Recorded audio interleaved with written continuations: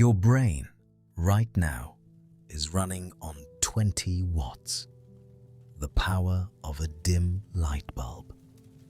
And for those 20 watts, evolution gives you consciousness, memory, language, imagination, and the ability to ask questions about your own existence. But here is what nobody tells you. The 20-watt machine was not built for thinking.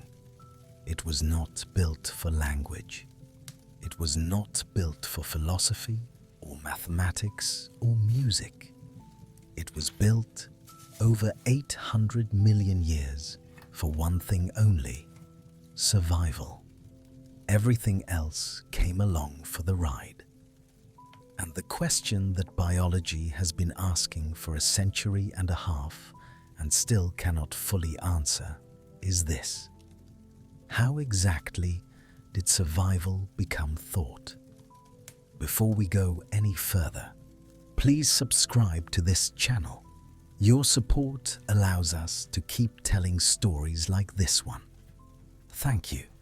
Now, before we go anywhere, we need to do something that feels simple, but is actually one of the hardest things in science. We need to define our terms. What is intelligence? Because if you ask a neuroscientist, you get one answer. If you ask an evolutionary biologist, you get another. If you ask a philosopher, you get an argument that lasts 3 semesters and ends without resolution. And if you ask the animal kingdom itself, if you look at what organisms actually do across 800 million years of evolutionary history, you get something far more interesting than any of those answers. You get a question back. Because intelligence, it turns out, is not a thing. It is not a structure you can point to in a brain scan.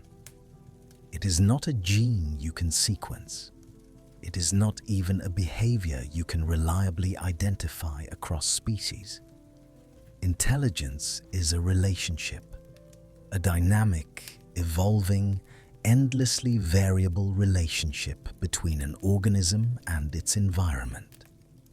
It is the capacity to take in information about the world, process that information in some way, and produce a response that improves the organism's chances of surviving and reproducing. That is all it is. At the most fundamental level, that is the entire definition. And the moment you accept that definition, the history of intelligence stops being the story of the human brain. It becomes something vastly older, vastly stranger, and vastly more surprising. It becomes the story of 800 million years of organisms solving problems. Not always with neurons, not always with brains, sometimes with chemistry, sometimes with electricity, sometimes with structures so alien to our intuition that calling them intelligent feels almost like a category error. Almost, but not quite. Let's go back, all the way back to before there was anything we would recognize as a nervous system. Back to a world that had been running on single cells for 3 billion years. A world that was about to make its first tentative, fumbling experiments in multicellular life. Back to a time when the most sophisticated information processing on the planet was happening not in a brain, but in the membrane of a bacterium. Because here is something that most people do not know. And that changes the entire story the moment you do know it. Bacteria are not passive. They are not simply drifting through their environment, absorbing nutrients when they happen to encounter them. They navigate. They make decisions. A single bacterium, A cell with no nucleus, no organelles, no neurons, no nothing except a membrane and a remarkably sophisticated set of molecular machinery, can detect chemical gradients in its environment. Compare the current concentration of a nutrient to the concentration it detected a fraction of a second ago, and adjust the rotation of its flagella accordingly. It swims toward food. It swims away from toxins. It integrates multiple chemical signals simultaneously. It has, in the most basic possible sense, a memory, a comparison mechanism that distinguishes now from a moment ago. This is not intelligence in the way we usually use the word, but it is information processing. It is the detection of environmental signals, the integration of those signals, and the production of an adaptive behavioral response. And it is running in a cell with no brain, no neurons, and a genome that could fit comfortably inside a single human gene. If that seems too simple to be relevant, consider this. The molecular machinery that bacteria use for chemotaxis, for this chemical navigation, is not entirely different from the machinery that neurons in your brain use to detect signals and propagate responses. Evolution does not throw away solutions that work. It elaborates them. It builds on them. It takes a mechanism that works in a single-celled organism and, over hundreds of millions of years, turns it into something of almost incomprehensible complexity. The 20-watt machine in your skull is, in a very real sense, a 4-billion-year-old bacterial navigation system that has been running upgrades continuously since life began. Now, jump forward. Jump from the bacterial world, 3.5 billion years of single cells dominating the planet, to approximately 800 million years ago. The first genuinely multicellular animals are appearing. Not the algae, not the fungal mats, not the colonial microbes, actual animals with differentiated cells, with bodies, with the beginnings of organized tissue. And here, right at the beginning of animal life, we encounter the first structure that we can genuinely call a nervous system. It does not look like what you are imagining. The first nervous systems were not brains. They were not even close to brains. They were nets. Diffuse, decentralized, spread across the body of an organism with no center, no headquarters, no command structure. We can see their descendants today in creatures that have changed remarkably little over hundreds of millions of years. In jellyfish, in sea anemones, in hydra. A jellyfish has no brain. It has a nerve net, a mesh of interconnected neurons distributed throughout its body, with no central processing node, no hierarchy, no region that integrates all incoming signals and produces a unified response. Every part of the net talks to every other part. Information flows in all directions simultaneously. And from this distributed, apparently chaotic system, a jellyfish produces behavior that is, by any reasonable standard, impressively coordinated. It pulses rhythmically through the water. It detects prey. It responds to contact. It navigates toward light.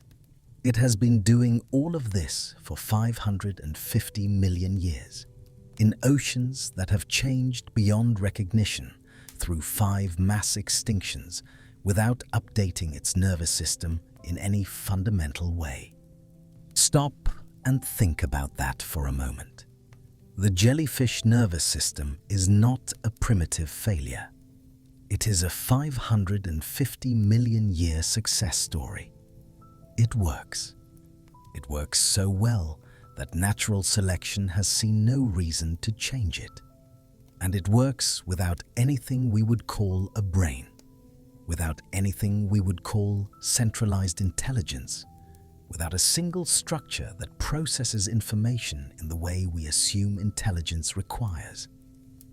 This is the first unexpected turn in the history of intelligence, and it forces a question that sounds almost philosophical, but is actually deeply empirical. Does intelligence require centralization? Does it require a brain? Or is the nerve net of a jellyfish already, in some meaningful sense, intelligent?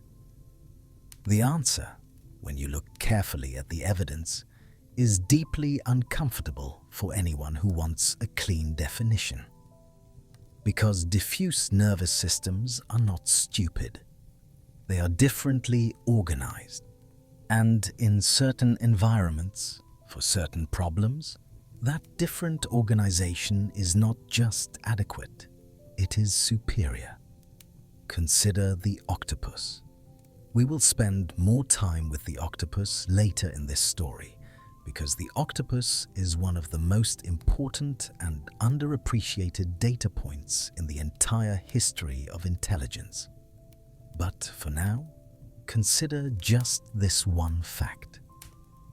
2/3 of an octopus's neurons are not in its brain. They are in its arms. Each arm has its own local nervous system, capable of processing information and executing responses entirely independently of the central brain. When an octopus reaches into a crevice to feel for prey, the arm is not sending a continuous stream of sensory data up to the brain and waiting for instructions. The arm is making its own decisions.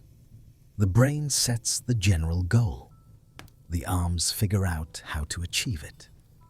This is not a primitive arrangement.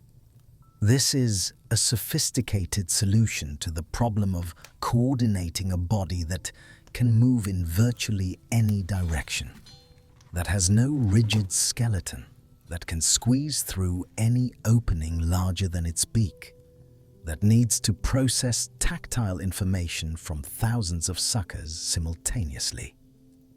Centralizing all of that processing in a single brain would be slower, not faster.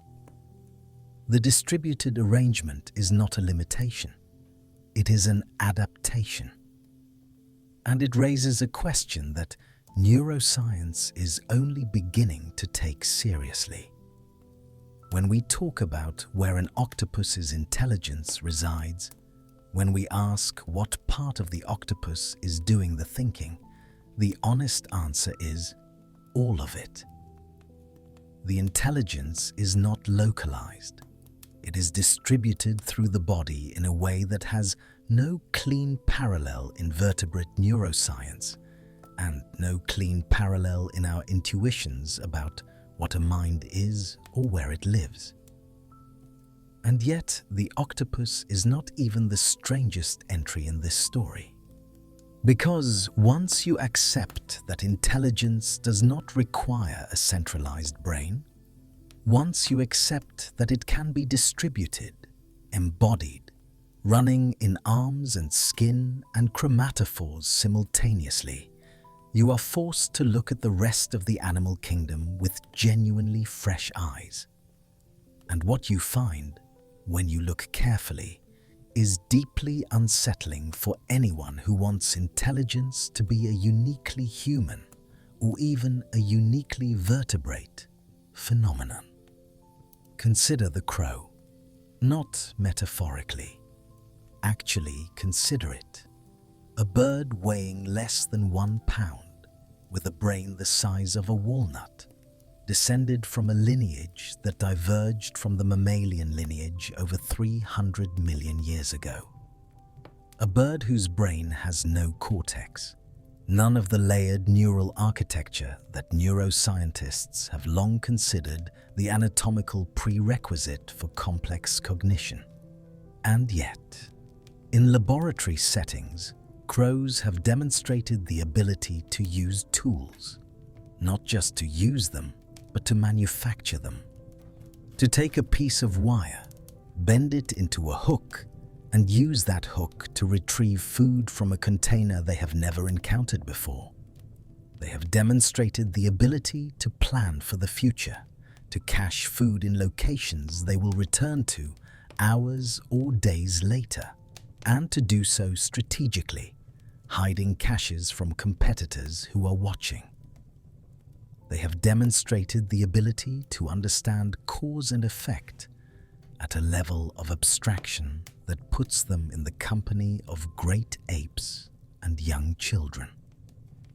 One experiment, conducted at the University of Auckland, presented a New Caledonian crow named Betty with a tube containing a small basket of food, reachable only with a hooked tool. Betty had no hook.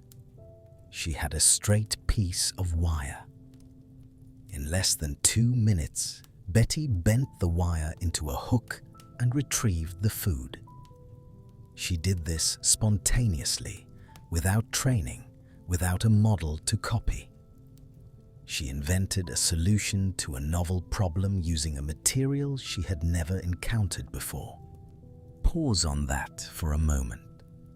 A bird with a walnut-sized brain, no cortex, inventing a tool. What Betty demonstrated is not just tool use. It is what cognitive scientists call causal reasoning. The understanding that a specific physical modification of an object will produce a specific physical outcome. And she demonstrated it in a species whose last common ancestor with humans lived before the dinosaurs existed. Whatever neural architecture underlies that capacity in the crow, it is not the same architecture that underlies it in humans. But the capacity is real. The intelligence is real. And it evolved entirely independently in a completely different brain structure from a completely different evolutionary starting point. This is convergent cognitive evolution. The same phenomenon that gives us the camera eye of the vertebrate and the camera eye of the octopus. Independent discovery of the same solution to the same problem, but operating at the level of cognition rather than anatomy. Natural selection, presented with the same adaptive problem in different lineages, arrives at the same cognitive solution by different neural routes. And the implication is profound. It means that complex cognition is not a lucky accident confined to one branch of the vertebrate family tree. It is something that evolution finds again and again, whenever the selective pressure is strong enough and the neural raw material is available. The dolphin confirms it. With a brain-to-body ratio second only to humans among mammals, and a neocortex of extraordinary surface area, dolphins have demonstrated a cognitive repertoire that continues to surprise researchers. They recognize themselves in mirrors, a test that, until relatively recently, was considered a reliable indicator of self-awareness, passed by only a handful of species. They use sponges as tools to protect their snouts while foraging on the seafloor. They have signature whistles, individualized acoustic labels that function in every meaningful way, like names. They call to each other by name. They remember individuals they have not encountered in 20 years. They grieve their dead, and they play. not in the casual, incidental way that many animals engage in exploratory behavior, but with what appears to be genuine creative engagement, inventing new games, teaching those games to others, engaging in behaviors that have no obvious survival function, but that generate what looks, from the outside, unmistakably like enjoyment. Whether that appearance reflects anything like subjective experience is a question we cannot currently answer. But the behavior itself, the invention of novel, non-survival-oriented activities and their social transmission, is, by any reasonable definition, a form of culture. A dolphin pod accumulates and transmits learned behaviors across generations. That is not instinct. That is something else. The elephant adds yet another dimension. With the largest brain of any land animal, weighing in at around 11 pounds, roughly 3 times the mass of the human brain, elephants demonstrate a social and cognitive complexity that researchers are still working to fully characterize. They recognize themselves in mirrors. They demonstrate empathy, responding to the distress of other elephants with behaviors that appear designed to comfort. They mourn their dead, returning repeatedly to the bones of deceased family members, touching them with their trunks in a behavior that has no obvious adaptive function and that has been documented across decades of field observation.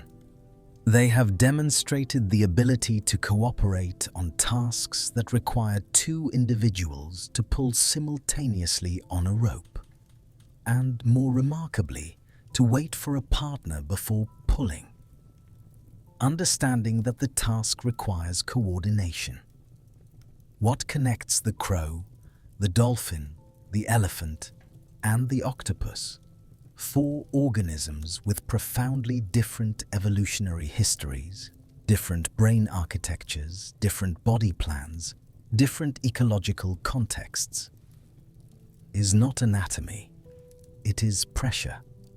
All 4 live in environments where social complexity or ecological complexity or both create genuine adaptive advantages for more sophisticated information processing. The crow's forest environment, with its complex spatial memory demands and its social competition over cached food, selects for planning and causal reasoning.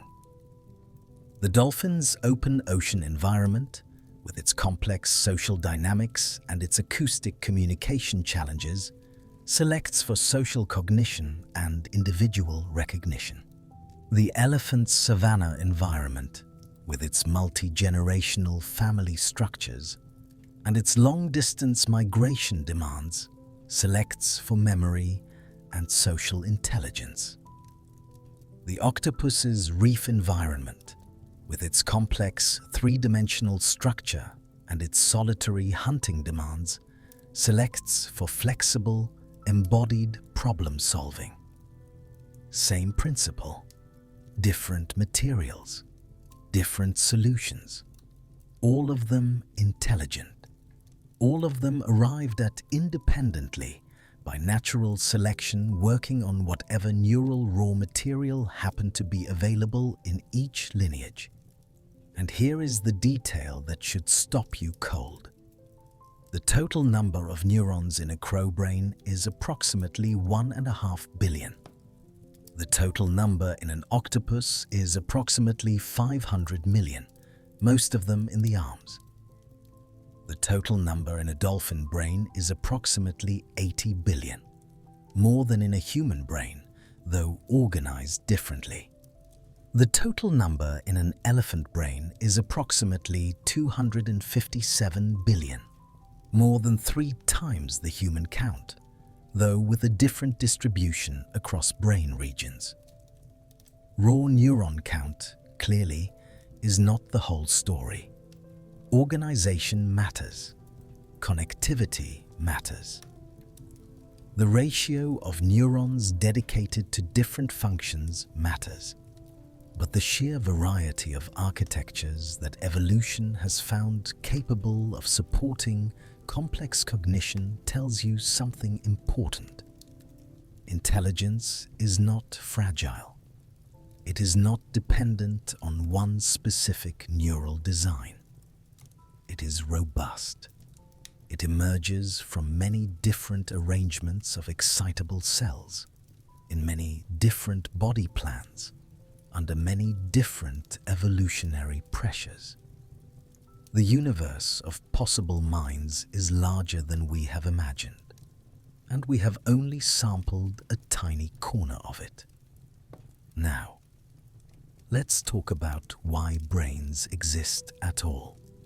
Because the existence of a brain, a centralized, metabolically expensive organ dedicated to processing information, is not obvious. It is not the default. The jellyfish got along without one for hundreds of millions of years. The nerve net works. So why did evolution bother building something more centralized, more complex, more costly? The answer, when it comes, is deceptively simple. And it has nothing to do with thinking. It has to do with movement. Here is the key insight, and it is one of the most elegant ideas in all of evolutionary neurobiology. Nervous systems exist because of movement, specifically because of directed, purposeful, adaptive movement through a complex and changing environment. And the evidence for this comes from one of the strangest organisms in the animal kingdom, a creature called the sea squirt. The sea squirt, in its larval stage, is a small tadpole-like animal with a primitive but recognizable nervous system, a simple brain, a nerve cord, sensory organs. It swims. It navigates. It processes information about light and gravity and chemical gradients, and it uses that information to move toward suitable environments. It has, in other words, exactly the kind of nervous system you would expect for a small mobile animal that needs to make real-time decisions about where to go. And then it finds a rock.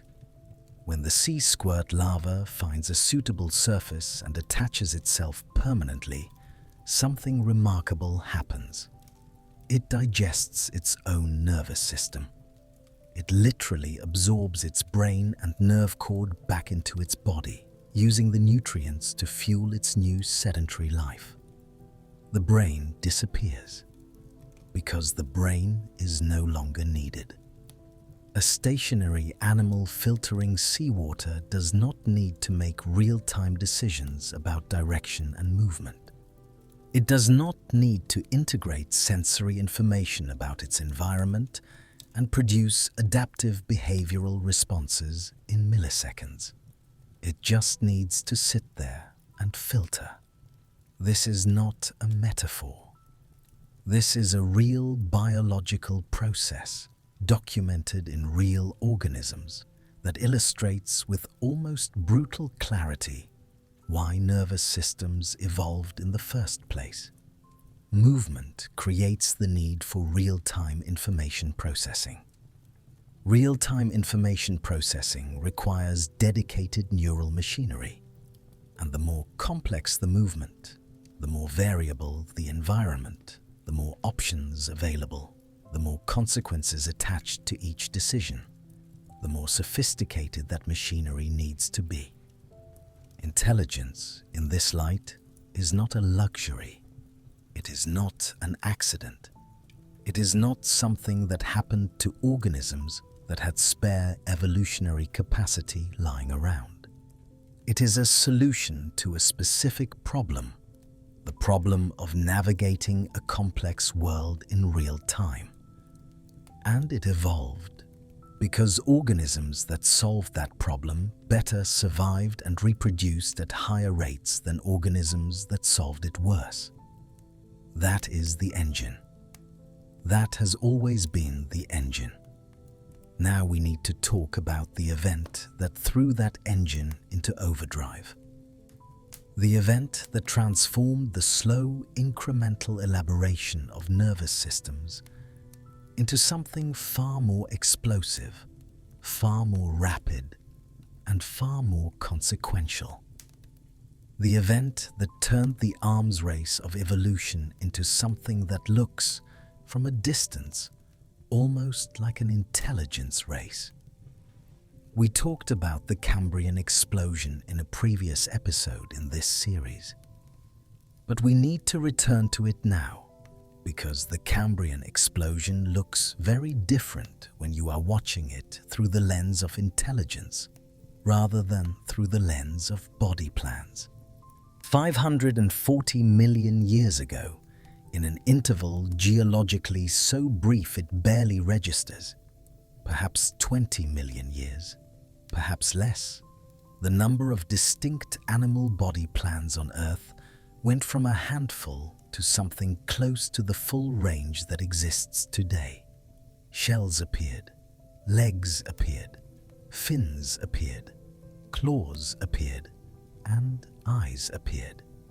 We have talked about eyes before in this series, but I want to come back to them here, in the context of intelligence, because the evolution of the eye did not just give animals the ability to see. It fundamentally changed the computational demands placed on every nervous system in every ocean on Earth. Before eyes, the world was experienced through touch and chemistry and pressure. Information sources that are local, immediate, and relatively simple to process. An organism without eyes knows what is touching it right now. An organism with eyes knows what is approaching it from 30 feet away. And knowing what is approaching you from 30 feet away and deciding in a fraction of a second whether to flee or attack or hide requires a qualitatively different kind of nervous system than knowing what is touching you right now. Eyes created the demand for faster, more sophisticated, more centralized neural processing. And that demand drove the explosive growth of nervous system complexity in the Cambrian. More sophisticated eyes required more sophisticated brains to process what those eyes were seeing. More sophisticated brains enabled more sophisticated behaviors. More sophisticated behaviors put new selective pressure on the visual systems and nervous systems of predators and prey alike. The arms race accelerated. Nervous systems grew more complex. Behaviors grew more varied. The distance between the simplest and most complex nervous systems on the planet began to widen dramatically. And in the middle of all of this, something happened that is easy to miss if you are not looking for it. The nervous system stopped being purely a reactive system, a machine for responding to stimuli, and began to become something more. It began to model the world. This is a subtle but profound shift. A purely reactive nervous system responds to what is. A modeling nervous system responds to what is expected. And the difference between those two things is the difference between a thermostat and a chess player. A thermostat responds to the current temperature. A chess player responds to a mental model of how the board will look 5 moves from now. The chess player is not responding to reality. The chess player is responding to a simulation of a possible future reality running inside their own head. When did nervous systems make this transition? When did they stop being purely reactive and start building internal models of the world? This is one of the most contested questions in evolutionary neuroscience, and the honest answer is that I do not know precisely. But we know it happened early. We know it happened because it had to happen. Because in a world of fast-moving predators and fast-moving prey, a purely reactive nervous system is already too slow. By the time the signal from your sensory organs reaches your motor neurons and triggers a response, the predator has already moved. Anticipation, the ability to predict where the threat will be, not where it is not a luxury. It is survival. The internal model of the world is not something that appeared with mammals. It is not something that appeared with vertebrates. It is something that appeared in rudimentary form very early in the history of animal nervous systems because the physics of the problem demanded it. Movement is faster than reaction. Prediction is the only way to stay ahead. Now let's move forward. Forward from the Cambrian seas, through hundreds of millions of years of vertebrate evolution, to a moment that represents one of the most significant architectural decisions in the history of the brain. A moment that shaped the nervous systems of every land-dwelling vertebrate on Earth, including the one reading these words right now. By the time the first vertebrates were establishing themselves on land, roughly 375 million years ago, the vertebrate brain had already developed a basic three-part structure that would persist, elaborated and expanded but never fundamentally abandoned, all the way to the present. There was a hindbrain managing the basic housekeeping functions: heart rate, breathing, balance, the automatic machinery of survival. There was a midbrain, integrating sensory information and coordinating basic motor responses. And there was a forebrain, beginning to take shape as something more, a region capable of more complex processing, more flexible responses, more sophisticated modeling of the environment. This three-part structure has a name that is slightly misleading, but has become unavoidable in popular neuroscience. It is sometimes called the Triune brain. And while the original theory, proposed by the neuroscientist Paul MacLean in the 1960s, has been substantially revised and in some respects challenged by more recent research, the basic insight at its core remains compelling. Inside your skull, right now, you are carrying the evolutionary history of vertebrate life in the architecture of your own brain. The deepest structures, the ones that regulate your heartbeat and your breathing and your basic arousal states, are ancient beyond imagining. They were ancient when the first fish crawled onto land. The structures that process emotion, that drive social behavior, that generate fear and desire, and the basic motivational architecture of your life. Those are newer, but still hundreds of millions of years old. And the great wrinkled cortex that sits over all of it, the seat of language, of abstract thought, of planning and reflection, and the capacity to read these words and understand them. That is the newest addition, and even it is far older than our species. You are not one brain. You are three brains, built on top of each other over 350 million years, all running simultaneously, all influencing each other, all contributing to the behavior that you experience as unified and intentional. But that is, at its neurological foundation, the product of a negotiation between ancient systems that were built for very different worlds. And here is where the story gets genuinely strange. Because those ancient systems do not disappear just because the newer systems arrive. They do not go quiet. They do not defer.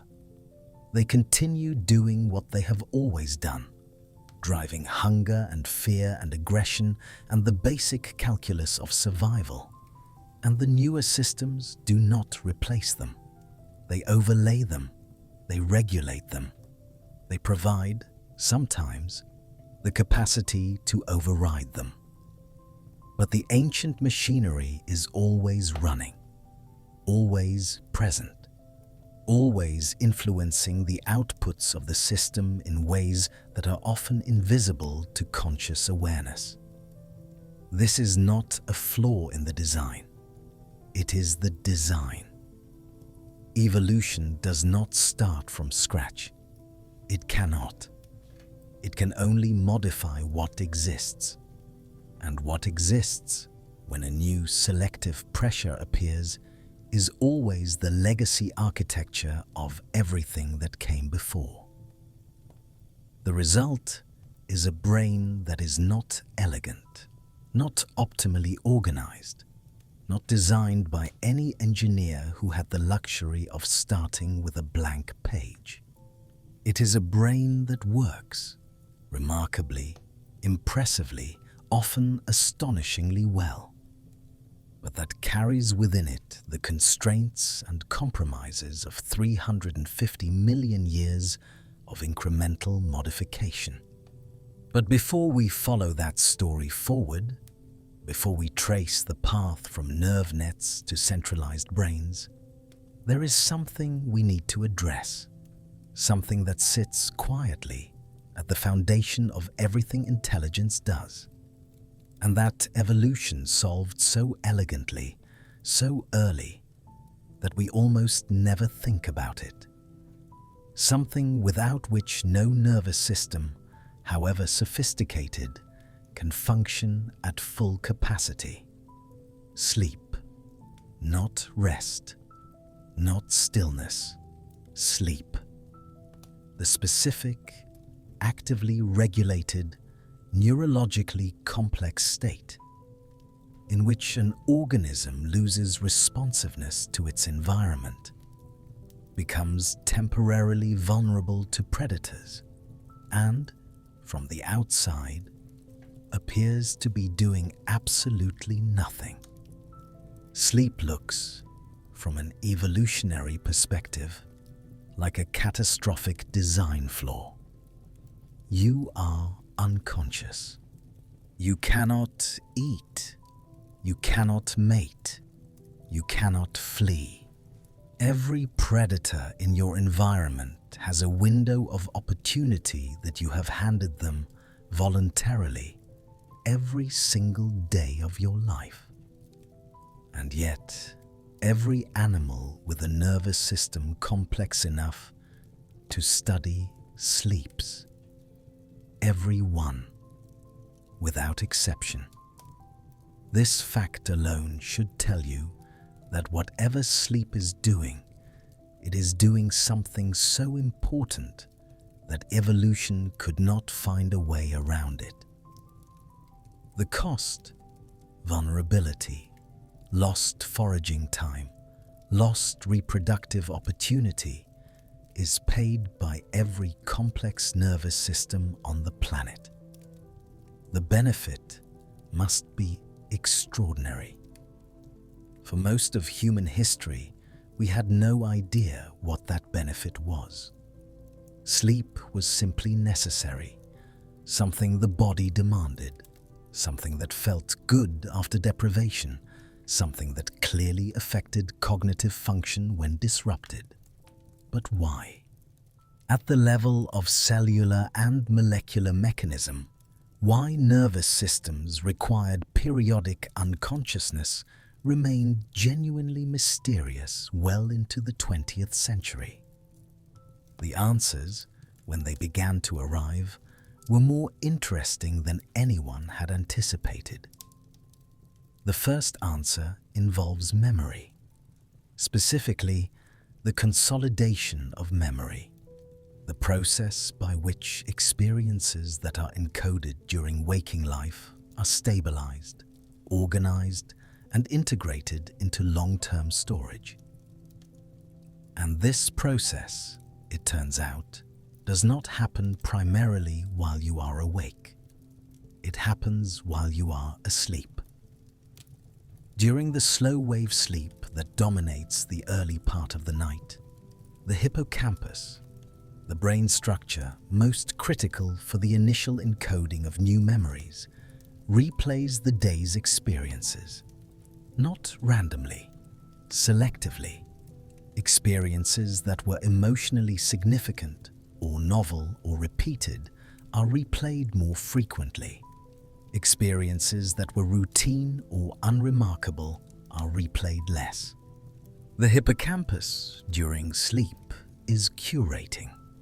It is deciding what matters and what does not, and routing the memories that matter into the cortex for long-term storage. This is not metaphor. This is measurable neural activity. Researchers using electrodes to record from the hippocampi of sleeping rats have watched in real time as the neurons that fired in a specific sequence during a maze-running task earlier in the day fire again in the same sequence during subsequent sleep, but at roughly 20 times the speed. The rat is replaying the maze, compressing the experience, filing it away, and when the rat wakes, its performance on the maze is better than it was when it fell asleep. The learning happened during sleep, not during the practice, during the sleep that followed. The human brain does the same thing. Students who sleep after studying retain more than students who stay awake. Not slightly more, substantially more. The difference is large enough and robust enough that sleep deprivation before an exam is not simply unpleasant. It is neurologically counterproductive in a way that directly undermines the purpose of studying in the first place. You are not resting when you sleep after learning. You are learning. But memory consolidation is only the first function of sleep. The second is stranger and was only discovered relatively recently.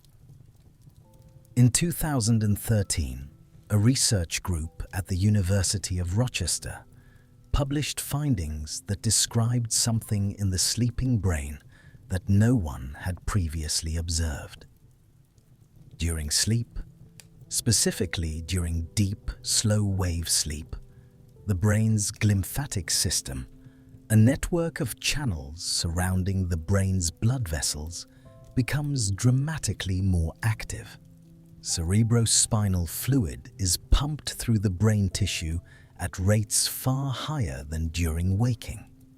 And as it flows, it clears metabolic waste products that accumulate during neural activity, including amyloid beta and tau proteins, the same proteins that accumulate in the brains of patients with Alzheimer's disease.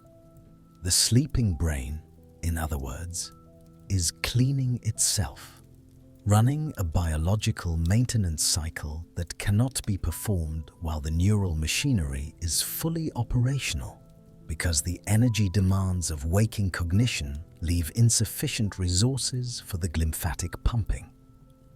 The brain waits until you are unconscious, until the computational load drops, and then flushes out the molecular debris of the day's thinking. This is why chronic sleep deprivation does not merely make you tired and cognitively impaired in the short term. It allows metabolic waste to accumulate in brain tissue over time. And the long-term consequences of that accumulation, the relationship between chronic poor sleep and neurodegenerative disease, is one of the most active areas of research in current neuroscience. Now think about what this means in evolutionary terms.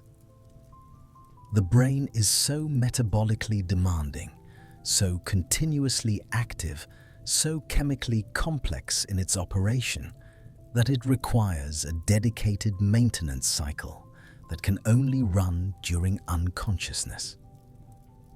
The organ that evolution built to process information more sophisticatedly than any other biological structure on the planet is also an organ that generates its own toxic waste products as a byproduct of that processing, and must be periodically shut down or at least dramatically throttled back to clear those waste products before they cause damage. Intelligence has a janitor, and the janitor only works the night shift. But there is a third function of sleep, and it is the one that connects most directly to the story of intelligence we are telling tonight. Dreaming.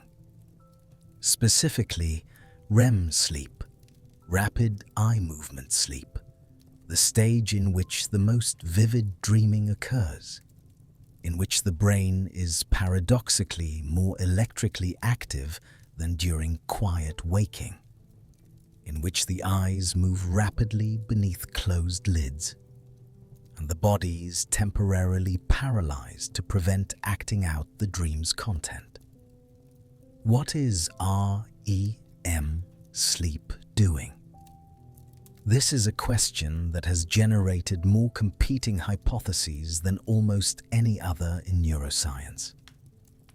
But a convergence of evidence now points towards something that is, when you think about it, remarkably elegant. REM sleep appears to be the brain's simulation engine, its virtual reality laboratory. During REM, the brain generates experiences, vivid, emotionally charged, often narratively complex experiences, in the complete absence of external input. It is running models, testing scenarios, combining memories in novel configurations that would not arise during waking, when the brain is constrained by the demands of processing actual sensory input from the actual environment. The emotional intensity of dreams is not incidental.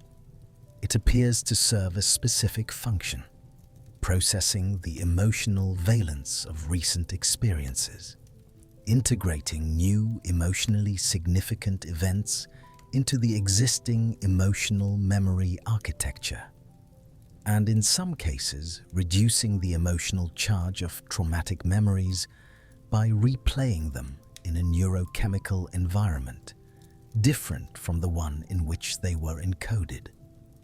REM sleep is, among other things, an emotional regulation system, a nightly recalibration of the affective machinery.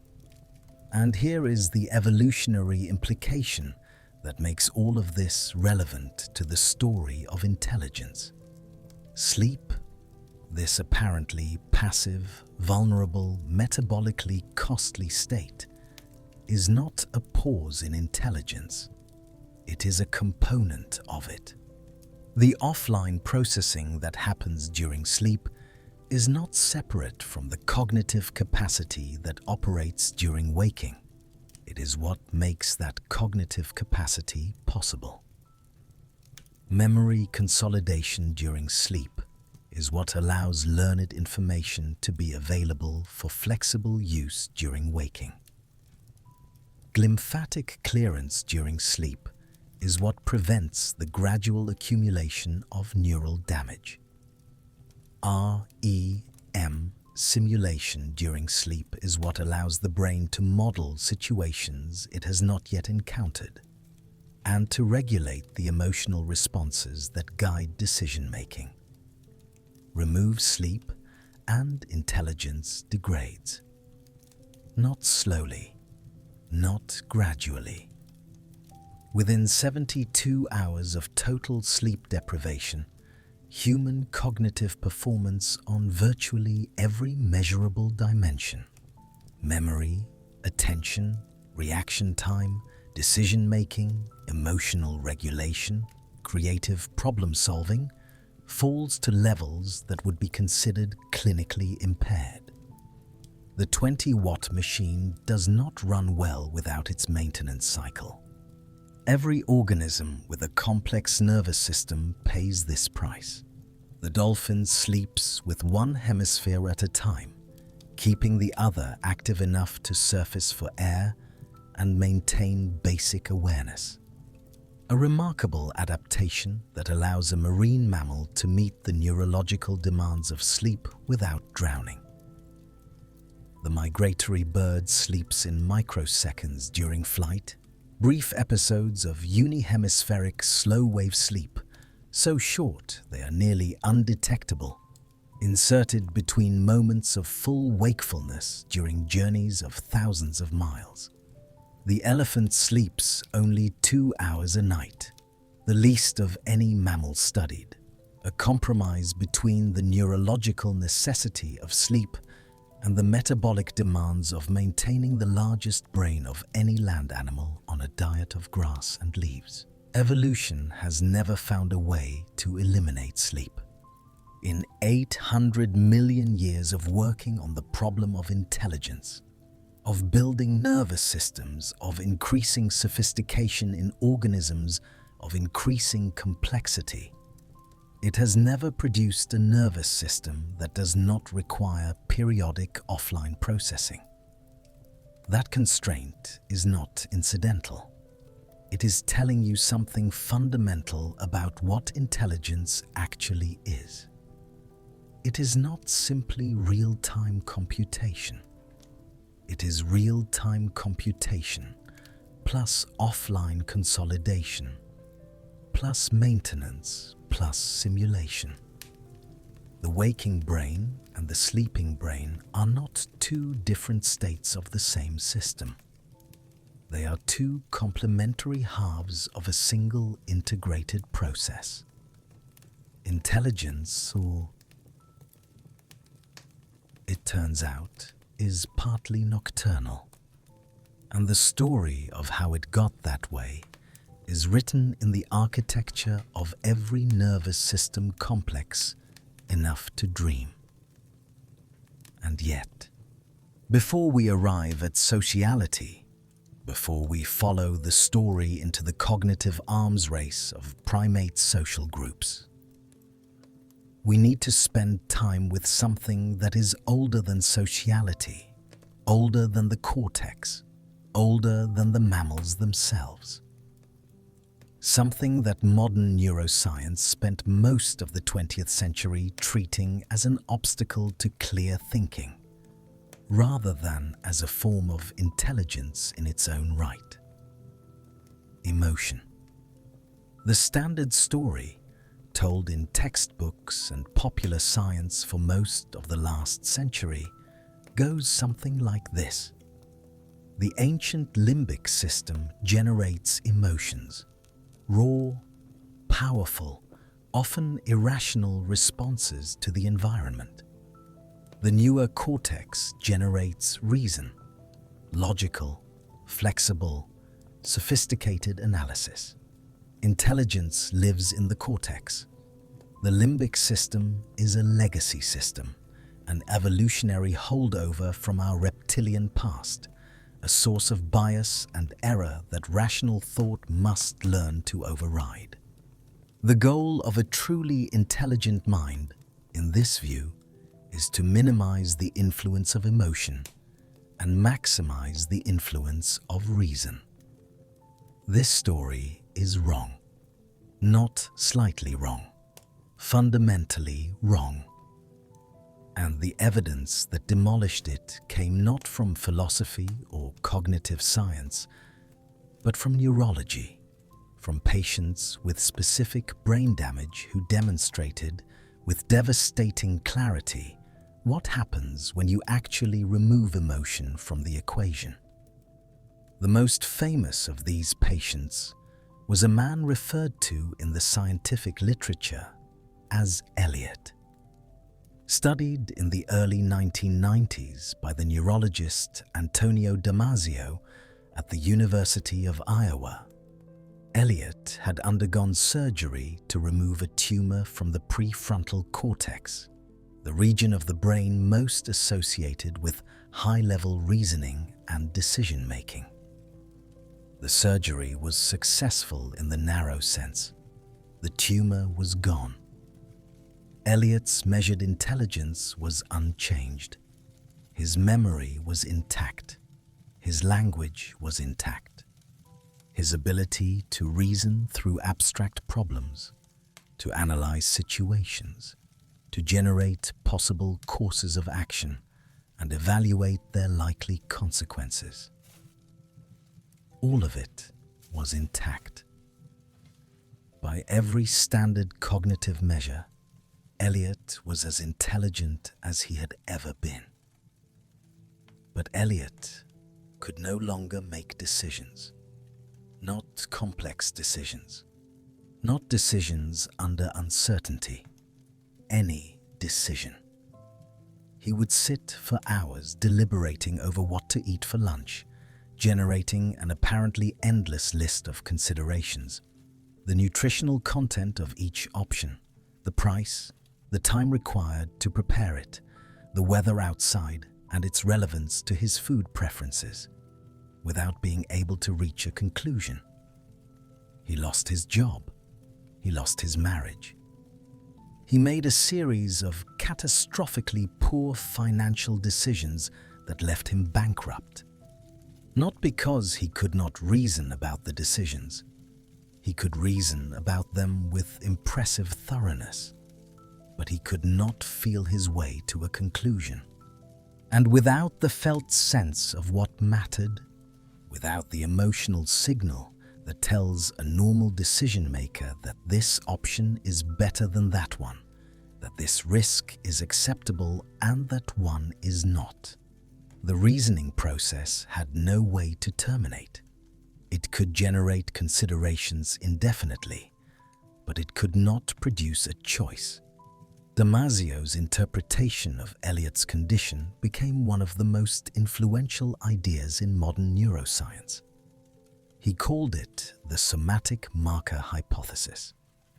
The basic claim is this: when you face a decision, your brain does not simply run a logical analysis of the options. It simultaneously generates emotional responses, somatic markers in Damasio's terminology, that tag each option with a felt quality. This option feels right. That option feels wrong. This risk feels acceptable. That outcome feels intolerable. These emotional tags are not noise in the decision-making process. They are signal. They are the accumulated wisdom of your personal history, the emotional residue of past experiences with similar situations, compressed into a rapid, intuitive evaluation that guides the logical analysis toward relevant considerations and away from irrelevant ones.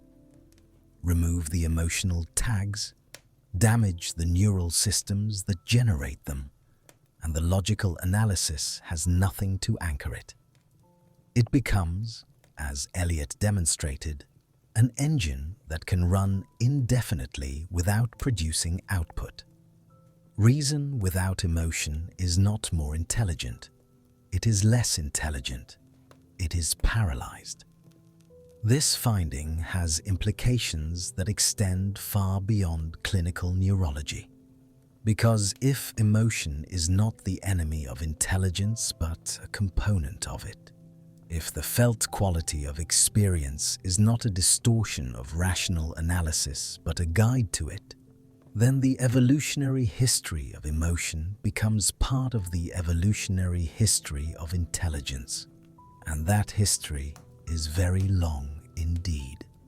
Fear, to take the most ancient example, is not a failure of rational analysis. Fear is information. Specifically, it is rapidly processed information about threats in the environment, delivered to the motor system via a neural pathway running through the amygdala that bypasses the cortex entirely. When you flinch at a sudden movement in your peripheral vision before you consciously register what you have seen, that is not your irrational brain overriding your rational brain. That is an ancient, fast subcortical threat detection system delivering survival-critical information to your body before the slower cortical analysis has had time to complete. It is intelligent.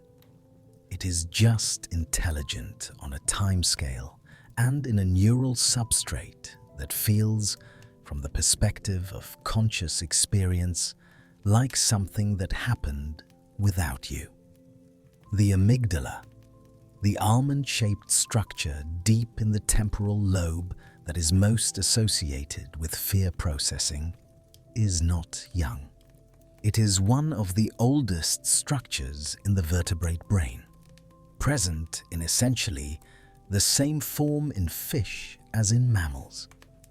It has been processing threat information for roughly 500 million years.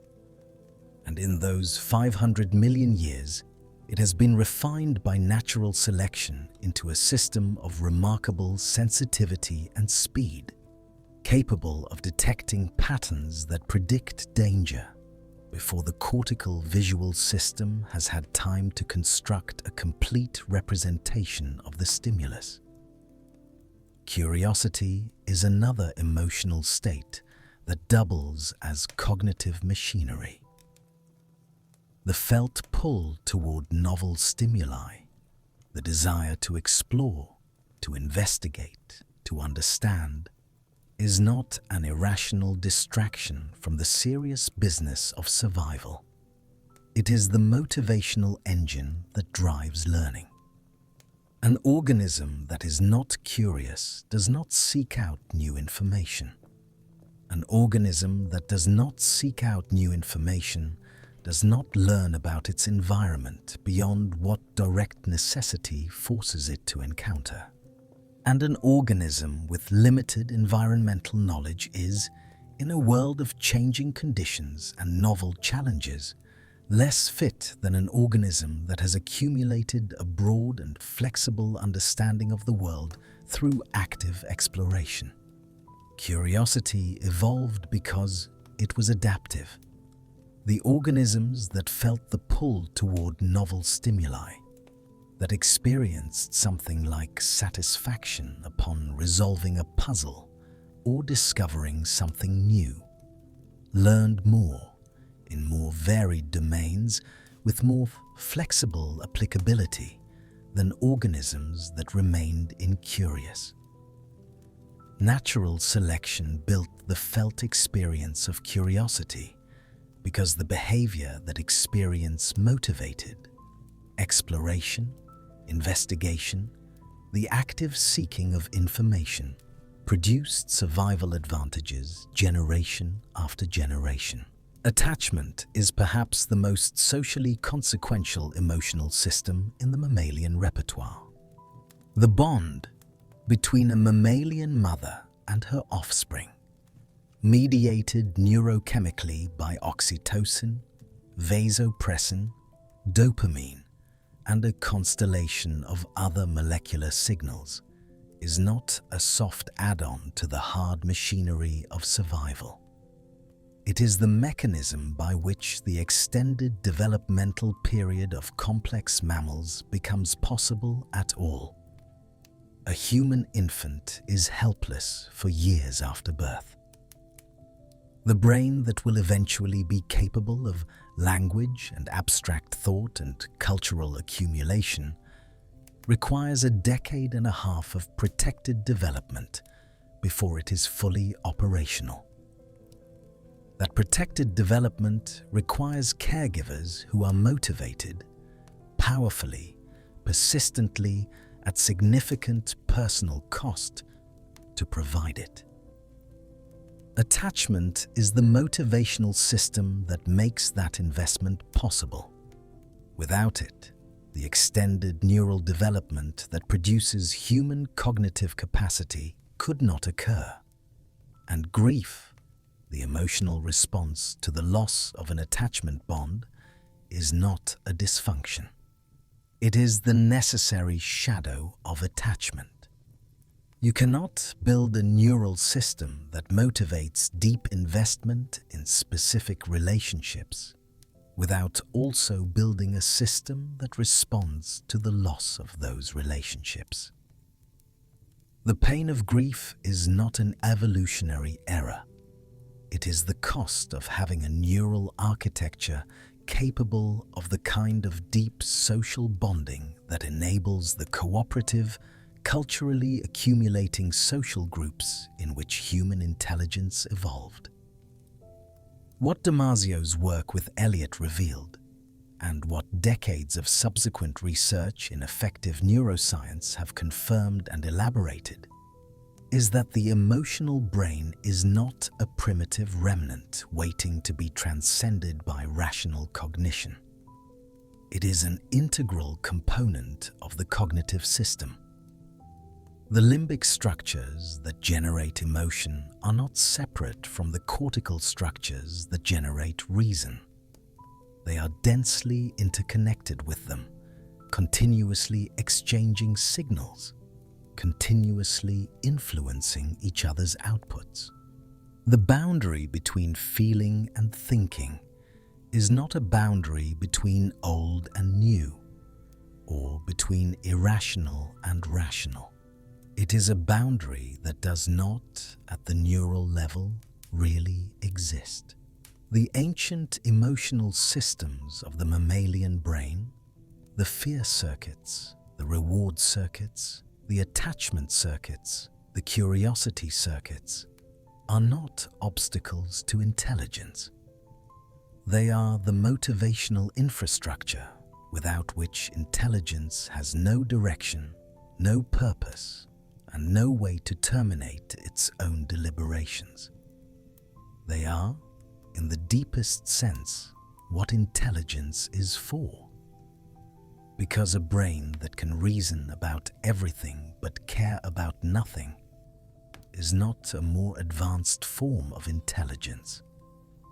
It is, as Eliot demonstrated with heartbreaking clarity, a broken one.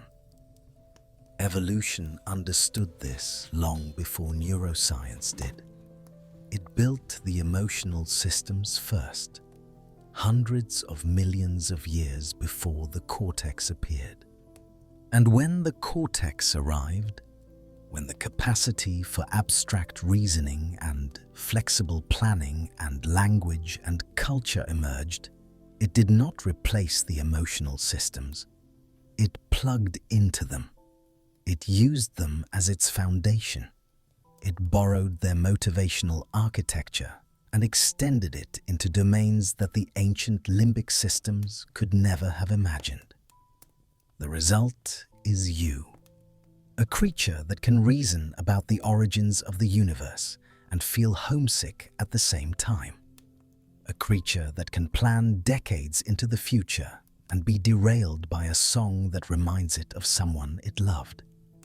A creature whose most sophisticated cognitive achievements, its science, its art, its moral philosophy, its literature, are all, at their motivational root, expressions of emotional systems that were old when the first mammals were young. That is not a contradiction. That is the architecture. And it is, when you understand it fully, one of the most beautiful things that 800 million years of evolution has produced. Which brings us to the question that haunts the second half of this story. How did a brain built for survival, built for finding food, avoiding predators, navigating a physical environment, become a brain capable of mathematics, of music, of wondering about its own origins? The answer begins not with humans and not with primates, but with something that looks, from the outside, more humble. It begins with sociality. Somewhere in the deep history of vertebrate evolution, and with particular intensity in the lineages that would eventually produce mammals and birds, a new kind of selective pressure began to operate on nervous systems. Not the pressure of navigating a physical environment, but the pressure of navigating a social one. The pressure of living in group where your survival depended not just on your ability to find food and avoid predators, but on your ability to track relationships, predict the behavior of other individuals, manage alliances, detect deception, and maintain your position within a complex social hierarchy that was itself constantly shifting. This is the social brain hypothesis, and it is one of the most important ideas in the study of intelligence to emerge in the last 3 decades. It was developed most fully by the British anthropologist Robin Dunbar, working from observations of primates, and its central claim is counterintuitive enough to be worth stating clearly. The driving force behind the evolution of large, complex brains in primates, and perhaps in social mammals and birds more broadly, was not the complexity of the physical environment. It was the complexity of the social environment. The problem that required more and more neural hardware to solve was not finding food in a complex landscape. It was understanding other minds. Think about what it takes to navigate a complex primate social group. You need to know who is dominant and who is subordinate. You need to track alliances, who is allied with whom, and how stable those alliances are. You need to remember past interactions. Who helped you, who betrayed you, who owes you a favor, who you owe a favor to. You need to predict behavior. If I do this, how will that individual respond, and how will that response affect my standing with the others watching? You need to model the minds of other individuals, not just what they are doing, but what they know, what they want, what they intend. This last capacity has a name in cognitive science.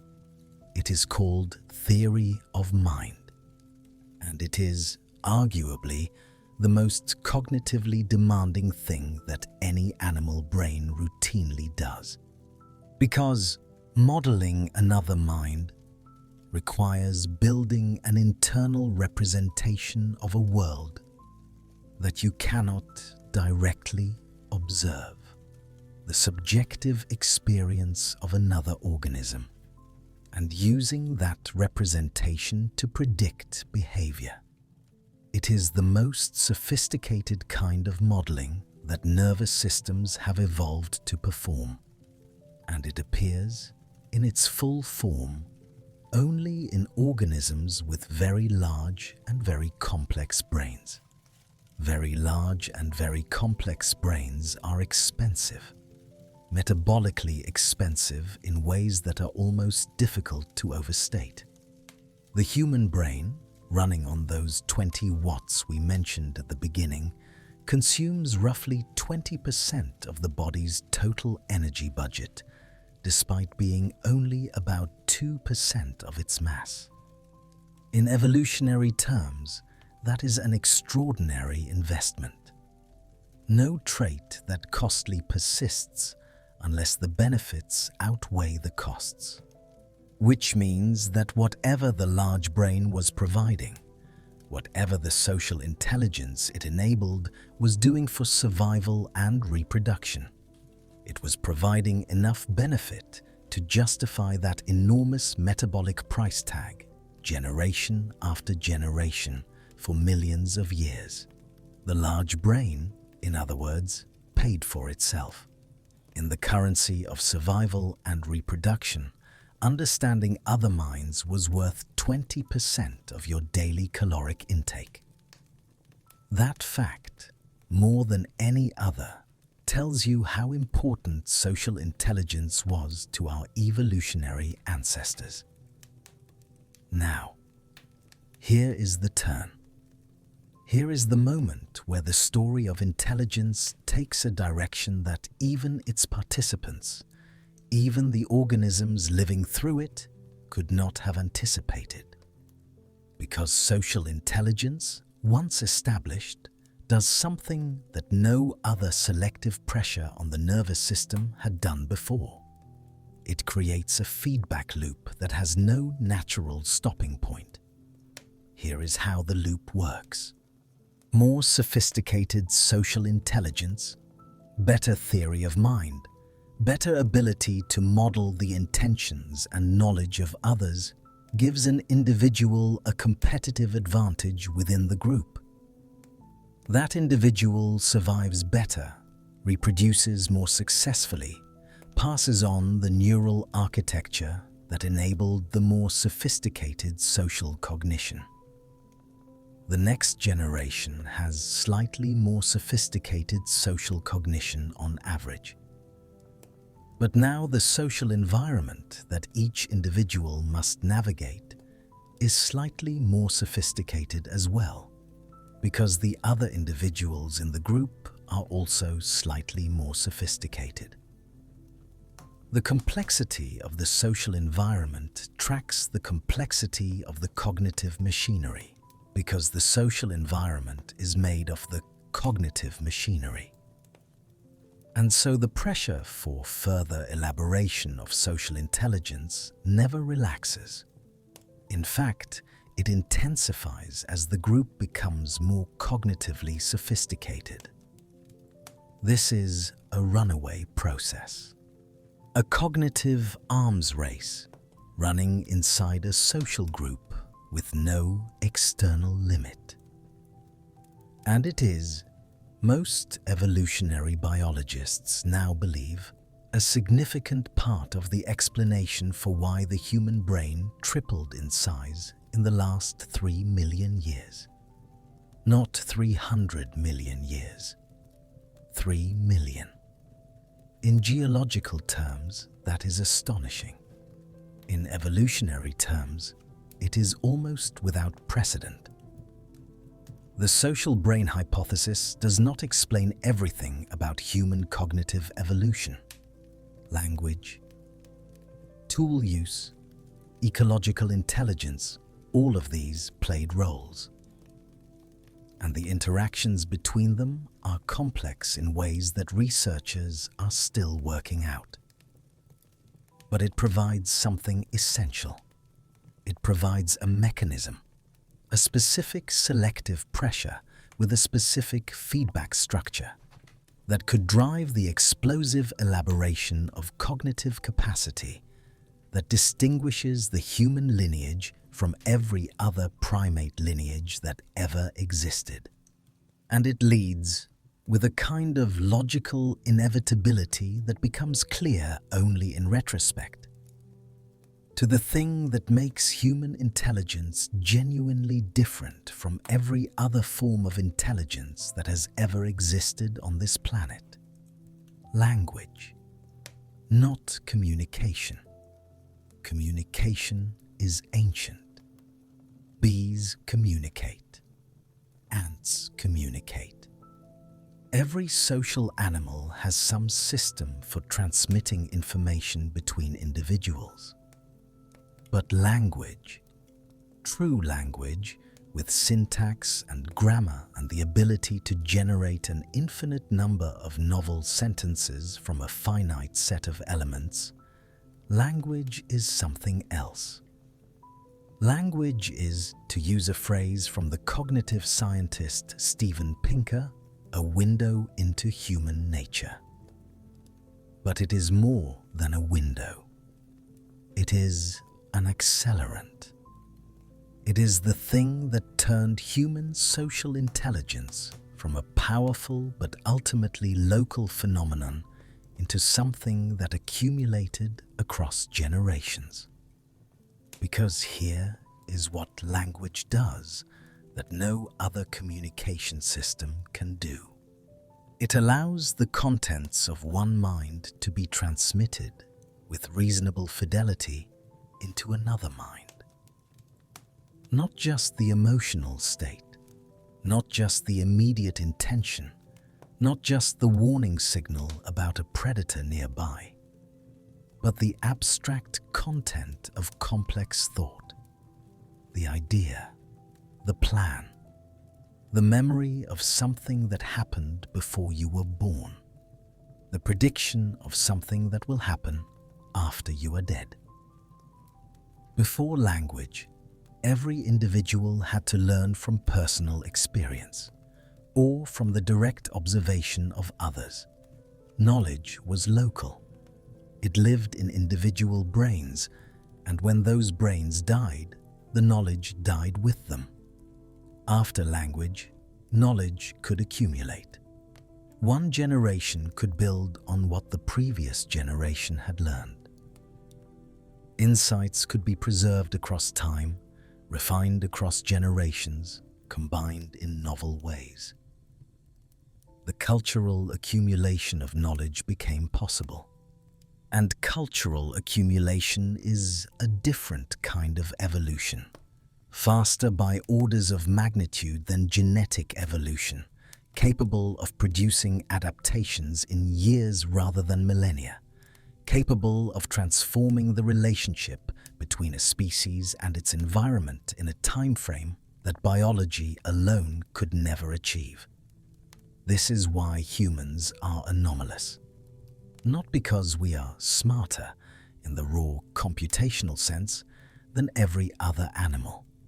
Not because our neurons are better or our brains more efficiently organized, but because language gave us access to a form of evolution, cultural evolution, that no other species has been able to exploit at anything like the same scale.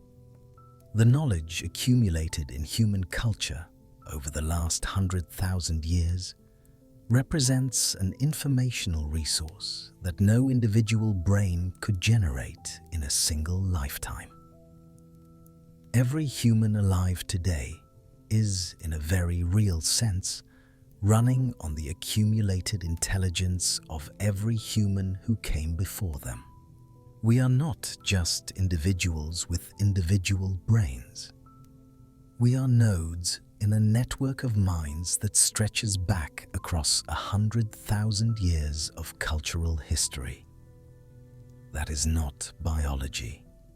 That is something new, something that has no real precedent in the 800 million year history of nervous systems we have been following tonight.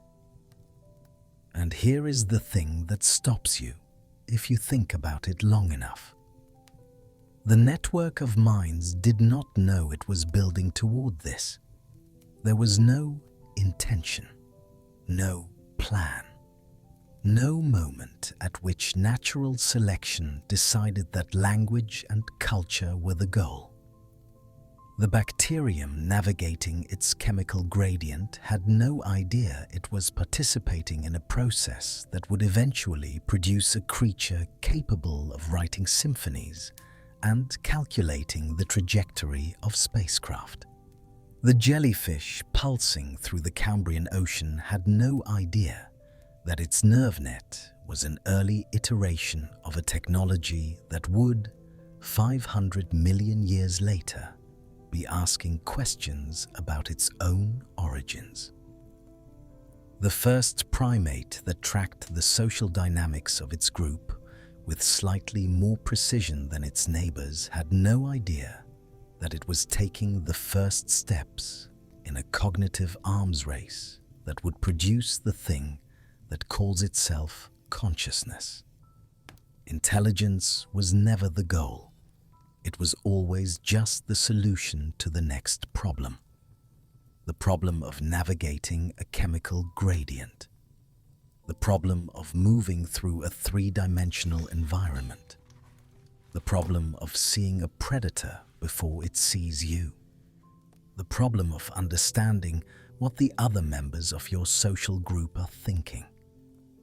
Each solution created new problems. Each new problem required a more sophisticated solution. And the solutions accumulated over 800 million years into something that now sits behind your eyes and contemplates its own history. Which brings us to the question that I have been saving for the end. Because I think it is the most important question in the entire history of intelligence. And I think the answer, or rather, the honest acknowledgement that we do not yet have the answer, tells us something essential about where we are in this story. What is consciousness? Not intelligence, not cognition, not information processing.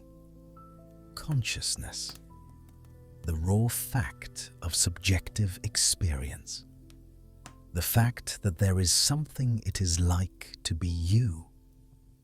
The fact that when light hits your retina and signals travel to your visual cortex, and your brain constructs a representation of the color red. You do not merely process the information about redness. You see red. You experience it. There is a felt quality to the experience that is not captured by any description of the neural processing, however complete. This is what the philosopher David Chalmers called the hard problem of consciousness. And it remains, despite a century of neuroscience and decades of intense philosophical analysis, genuinely unsolved. We know a great deal about the neural correlates of consciousness, about which brain regions are active during conscious experience, about how consciousness is disrupted by damage to specific structures, about how anesthesia and sleep and meditation alter conscious states. What we do not know is why any of that neural activity is accompanied by subjective experience at all. Why is there something it is like to be a brain processing information? Why is the processing not simply performed in the dark, without any felt quality, without any inner light? We do not know. And the uncomfortable implication of that ignorance is this. We do not know whether consciousness is unique to humans, or unique to mammals, or unique to vertebrates, or whether it is in some form present in the octopus, the bee, the jellyfish, or even in some vanishingly attenuated form in the bacterium navigating its chemical gradient in the primordial ocean. We tend to assume that consciousness is a late addition to the story of intelligence, something that appeared with brains of sufficient complexity, something that emerged from the elaboration of the cortex, or from language, or from the self-reflective capacity that language enables. But that assumption is made from the inside of one particular kind of consciousness, by creatures with one particular kind of brain. It may be wrong in ways we cannot currently evaluate. What we can say with confidence is that the history of intelligence we have traced tonight, from the chemotaxis of bacteria, to the nerve nets of jellyfish, to the distributed cognition of the octopus, to the social brains of primates, to the language-using, culture-accumulating, self-reflecting mind of Homo sapiens, is not a history of a single thing that grew larger and more complex. It is a history of a principle being discovered and rediscovered in different materials and different architectures and different ecological contexts, again and again. The principle that information about the environment, processed and acted upon intelligently, confers survival advantages, and that the more sophisticated the processing, the more powerful the advantage. That principle has been running for 800 million years. It has produced solutions of astonishing variety. The distributed arms of the octopus, the compound eyes of the dragonfly, the echolocation of the bat, the magnetic navigation of the migratory bird, the theory of mind of the chimpanzee, the language and culture of the human. All of them are intelligence. All of them are solutions to the problem of surviving in a complex world by processing information more effectively than the competition. And now, for the first time in 800 million years, one of the solutions has become aware of the problem. One of the nervous systems produced by this long process of elaboration has turned its information processing capacity on the process itself, and is asking, with varying degrees of success, how it came to be, what it is, and where it is going. I think that matters. I think it matters more than we usually admit. Because the question of where intelligence is going, now that one form of it has developed the capacity to intentionally modify the conditions of its own development, to build external cognitive tools, to create artificial systems that process information in ways that biological nervous systems cannot. That question is not academic. It is perhaps the most consequential question that the history of life on Earth has ever produced. We are, right now, in the middle of another transition. Not as slow as the transition from nerve nets to centralized brains. Not as gradual as the expansion of the primate cortex. We are in the middle of a transition that is happening on a timescale of decades rather than millions of years. We are building intelligence outside of biology.